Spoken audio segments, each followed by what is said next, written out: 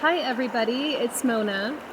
I hope you'll be able to hear me over the sound of the rushing creek here in Sedona. This is video 2 of this Intro to the Medicine Path series.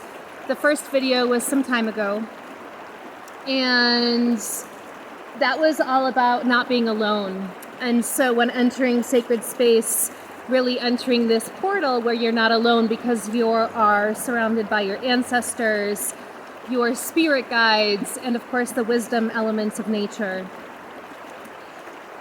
And a few weeks later, I'm ready for video 2.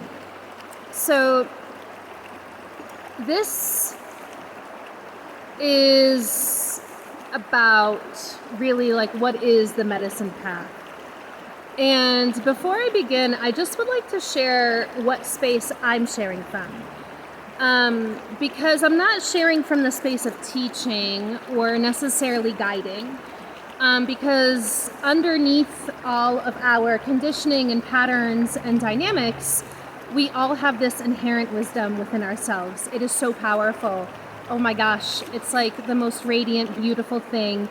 And each of us has it. Each of us is this beautiful teacher, this beautiful light, this beautiful guru. And so I'm sharing from the space knowing that you know this already. Just that it's nice hearing somebody else verbalize it sometimes so that our souls remember. Because sometimes that wisdom is simply covered up with the boulders of our family upbringing, our colonialism, our Western culture, certain factors that might dim that place. And so when I share, it's speaking to that spot, so that spot remembers. And so really the wisdom of today's message is that spiritual growth, which is in my tradition of honoring the earth, it's a medicine path and it's not linear. And so what that means is that it is not self-improvement, and it is not even necessarily personal development. And I think this is so important to know, because especially if you are listening growing up in a Western culture, if the current dogma, which is shifting, says that things are about growth and rising up, then we have this tendency to place that conditioning on spirituality, thinking that it is about progressing. I am improving myself. And of course, there is a bit of truth to everything. So there's a shade of truth to that story, but it's not the truth that can bring you into yourself with the most amount of compassion. And so when you embark on this medicine path of earth honoring, whether through pagan traditions, whether through shamanic or neo-shamanic traditions, whether through indigenous rites, or really any path that honors physical reality and the reality of being here on earth, you see that the path is actually a spiral and it's not a line. So there's no step B after C. And that could be useful in like tiny tidbits, but that actually can get you stuck in, like I said, trying to improve yourself. And so when you visualize the spiritual path as a spiral, you are constantly spiraling into your truth.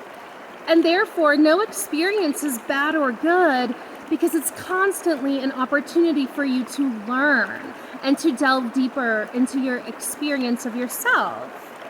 And so therefore, your intention is not self-improvement. I'm going to read 10 books on communication, boundaries, personal development so I can improve my character, which is a super old story, but still prevalent in spiritual capitalism. The story shifts more into, wow, I'm getting to know myself and I'm opening. And as soon as I commit to the intention of healing, I no longer have to improve myself, because curiosity and compassion support my unfoldment.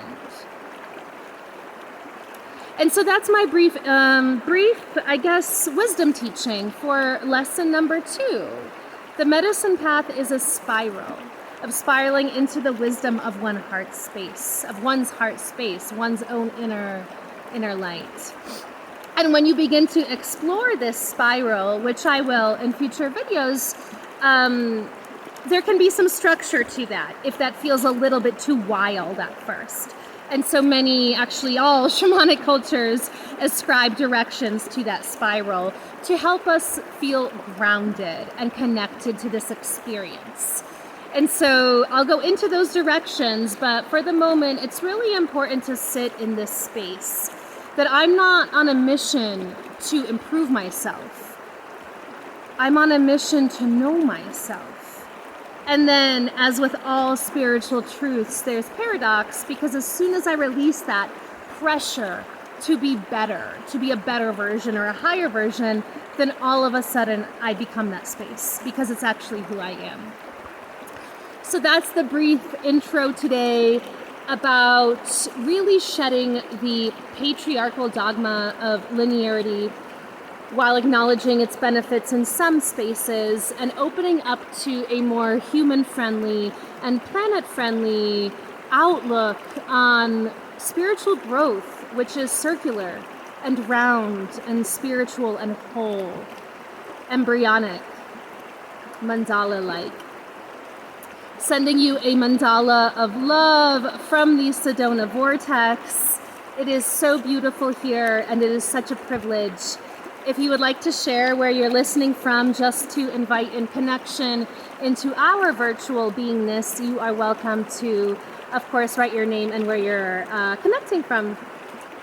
Okay, I truly can't wait to connect with you soon, and whoever you are, I love you so deeply. It's just such an honor to be alive at the same time. Goodbye.